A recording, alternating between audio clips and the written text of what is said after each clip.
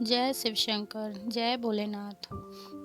सभी भक्तजनों के लिए यहाँ बहुत ही कम शब्दों में 12 ज्योतिर्लिंगों की कथा का वर्णन किया गया है और विस्तार पूर्वक कथा का वर्णन भी जल्दी ही आपको मिलेगा। तो भगवान शिव के 12 ज्योतिर्लिंग देश के अलग अलग भागों में स्थित हैं।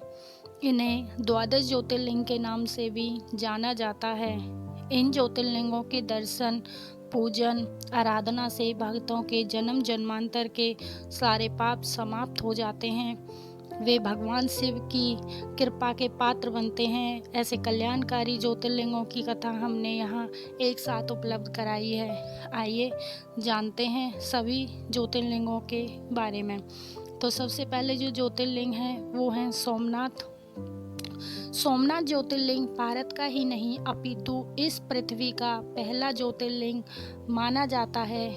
यह मंदिर गुजरात राज्य के सौराष्ट्र क्षेत्र में स्थित है। शिव पुराण के अनुसार जब चंद्रमा को दक्ष प्रजापति ने क्षय रोग होने का श्राप दिया था, तब चंद्रमा ने इसी स्थान पर तप कर इस श्राप से मुक्ति पाई थी। ऐसा भी कहा जाता है कि शिवलिंग की स्थापना स्वयं चंद्रदेव ने की थी। विदेशी आक्रमणों के कारण यह 17 बार नष्ट हो चुका। हर बार यह बिगड़ता और हर बार बनता रहता।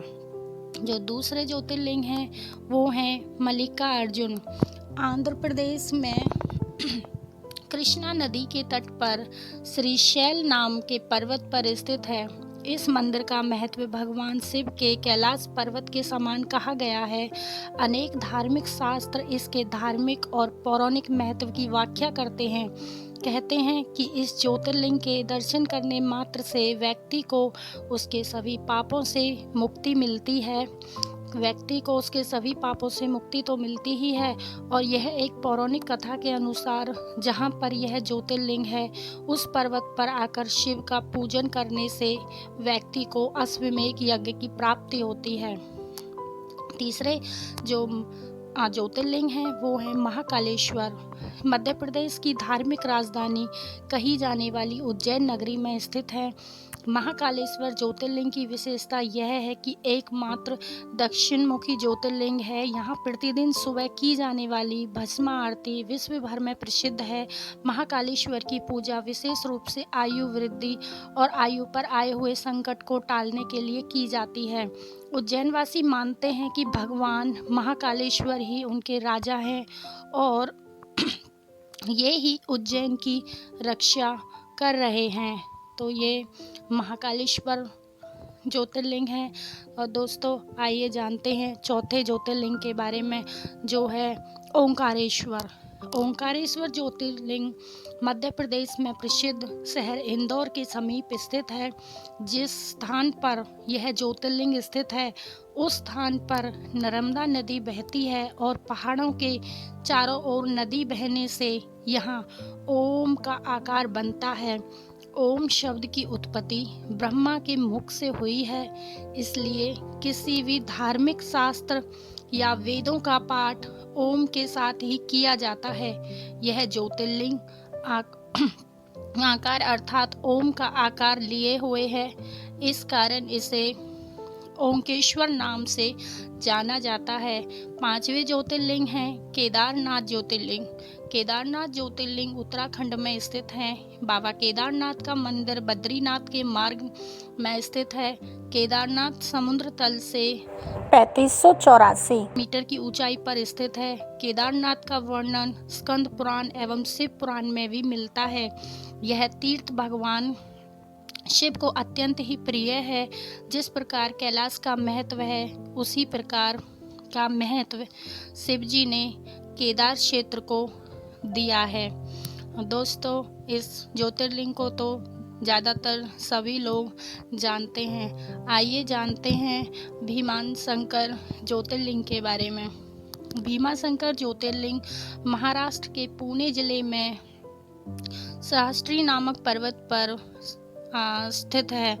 भीमाशंकर ज्योतिर्लिंग को मोटेश्वर महादेव के नाम से भी जाना जाता है।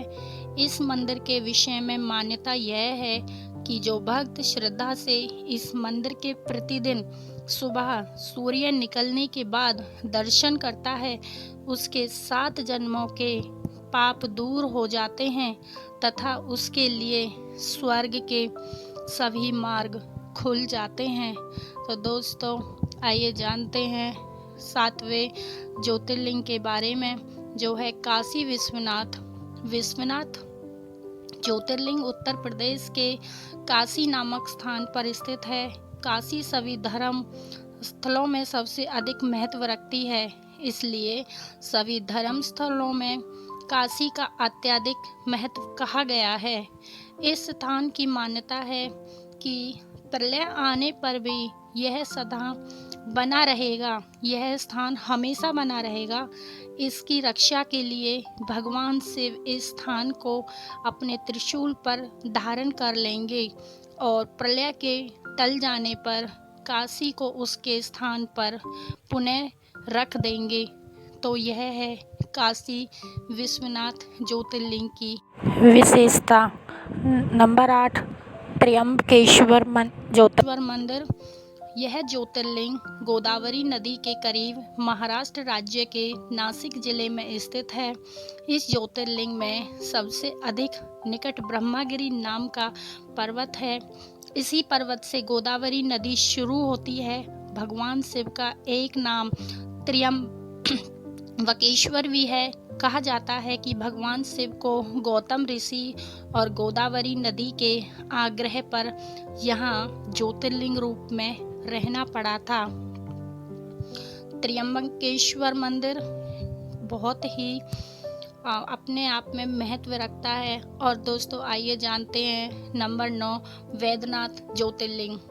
श्री वैद्यनाथ शिवलिंग का समस्त ज्योतिर्लिंगों की गणना में 9वां स्थान बताया गया है।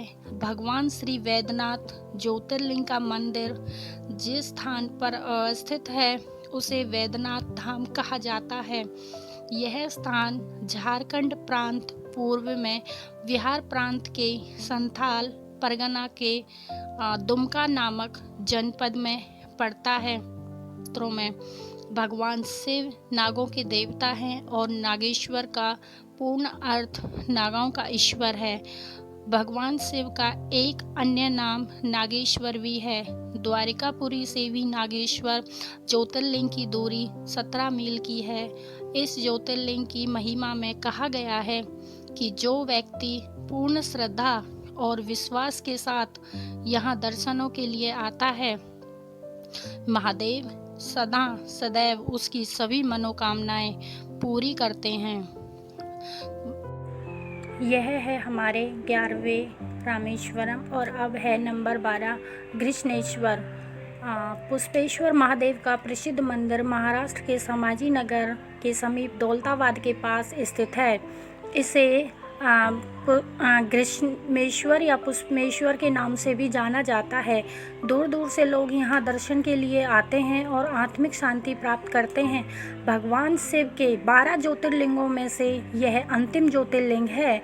बौद्ध भिक्षुओं द्वारा निर्मित एलोरा की प्रसिद्ध गुफाएं इस मंदिर के समीप स्थित हैं। यहीं पर श्री एकनाथ जी गुरु व श्री जनार्दन महाराज जी की पूजा होती